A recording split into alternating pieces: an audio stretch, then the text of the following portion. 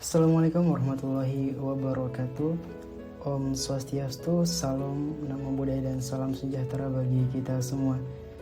Baik, sebelumnya perkenalkan, saya Muhammad Alfaini dengan NIM 20095111132 kelas D. Pada kesempatan kali ini saya akan menjelaskan berkenaan dengan premedikasi dan anestesi dengan dosen pengampu Dr. Hewan I Gusti Ngurah Sudisma, MSI. Baik, kita masuk ke sub materi yang pertama, yakni premedikasi.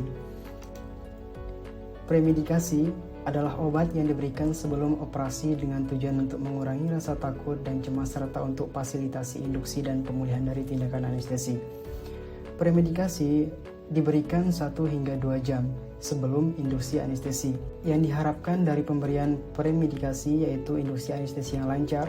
Kemudian indikasi utama pemberian premedikasi adalah mengurangi kecemasan, memberikan efek analgetik, mencegah aspirasi lambung, mencegah terjadinya infeksi pembedahan, dan mencegah terjadinya tromboemboli.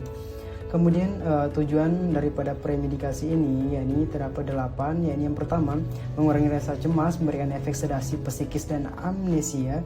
Misalnya itu ada obat diazepam, alprazolam, dan midazolam. Kemudian yang kedua itu ada memberi efek analgesia dan memudahkan induksi.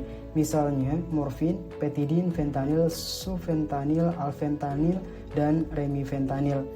Kemudian yang ketiga yakni memberi efek antisialoko, yakni misalnya sulfas atropin, glikofenolat, dan sukofolamin. Dan yang keempat, mencegah terjadinya risiko aspirasi lambung dan mengurangi volume cairan lambung dan menaikkan pH cairan lambung.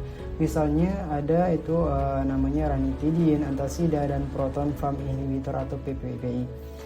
Kemudian yang kelima, yakni mencegah postoperatif nausea and vomiting yang disingkat dengan VONV, yang misalnya ada ondansetron, kemudian trofisetron, granisetron, ramosetron, dan metoclopramid. Kemudian yang keenam yaitu mencegah reaksi alergi. Adapun contoh dari obatnya itu ada dexamethasone. Dan yang ketujuh yakni mencegah refleks yang tidak diinginkan, misalnya lidocaine. Dan serta yang ke-8 yakni sebagai yakni sebagai profilaksis, seperti untuk mencegah infeksi, mencegah trombosis vena dalam, mencegah gagal ginjal, dan mencegah komplikasi jantung, dan lain-lain.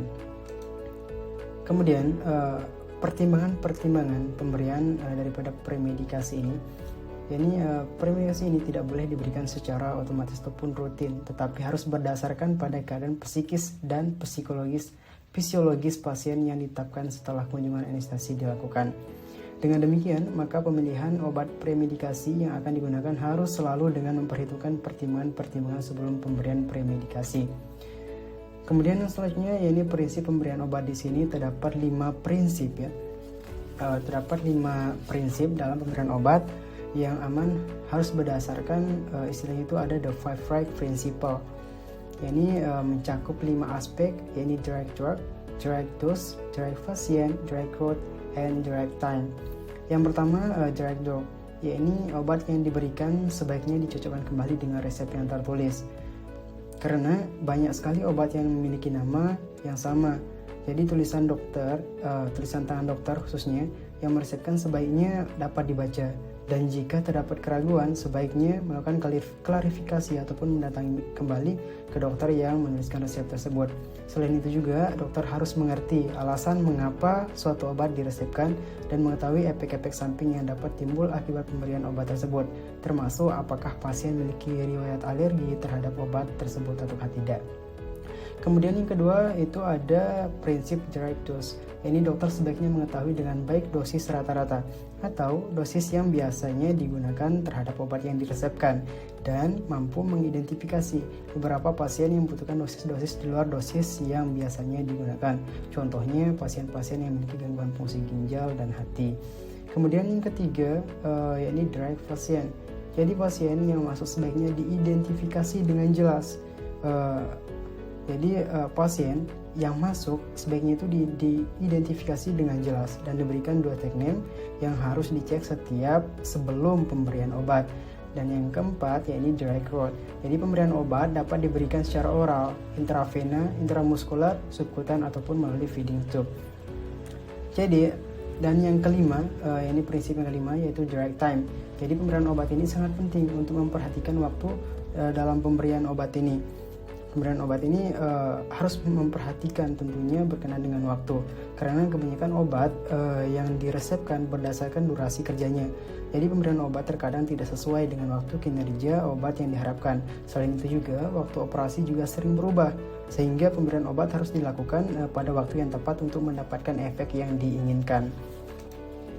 Kemudian adapun fungsi daripada obat premedikasi ini yakni mengurangi rasa cemas, memberikan efek sedasi, psikis dan amnesia, kemudian memberikan efek analgesia, mengurangi sekresi saliva atau antisialok, kemudian mencegah terjadinya resiko aspirasi lambung dengan mengurangi volume cairan lambung dan menaikkan pH cairan lambung, kemudian mencegah mual dan muntah postoperatif, kemudian mencegah reaksi alergi, mencegah refleks yang tidak diinginkan, dan sebagai profilaksis.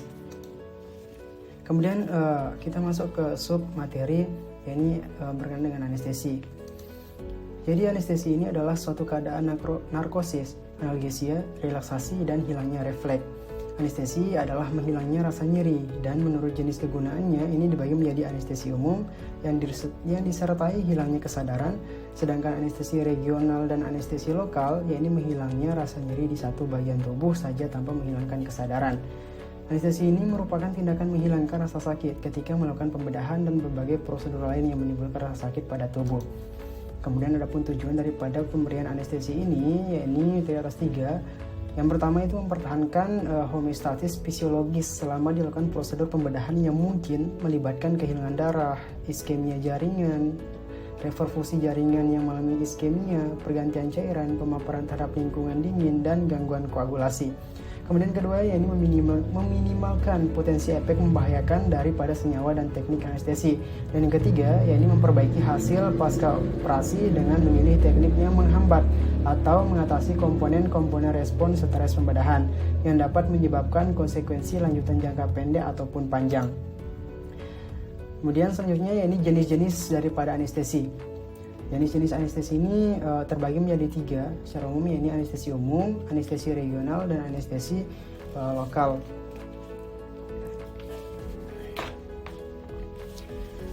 Yang pertama ini anestesi umum. Jadi kalian yang mendapatkan anestesi umum ini akan kehilangan seluruh sensasi dan kesadarannya. Relaksasi otot mempermudah manipulasi anggota tubuh. Pembedahan yang menggunakan anestesi umum yakni melibatkan prosedur mayor yang membutuhkan manipulasi jaringan yang luas. Kemudian yang kedua itu anestesi regional. Jadi induksi anestesi regional menyebabkan hilangnya sensasi pada daerah tubuh tertentu. Anestesi regional ini terdiri dari spinal anestesi, epidural anestesi, caudal anestesi, dan metode daripada induksi mempengaruhi bagian alat sensorik yang diberikan anestesi. Dan yang ketiga ini ada anestesi lokal ya. Anestesi lokal ini menyebabkan hilangnya sensasi pada tempat-tempat yang diinginkan. Obat anestesi yang menghambat konduksi saraf sampai obat terdifusi ke dalam sirkulasi. Jadi anestesi lokal ini umumnya digunakan dalam prosedur minor pada tempat bedah.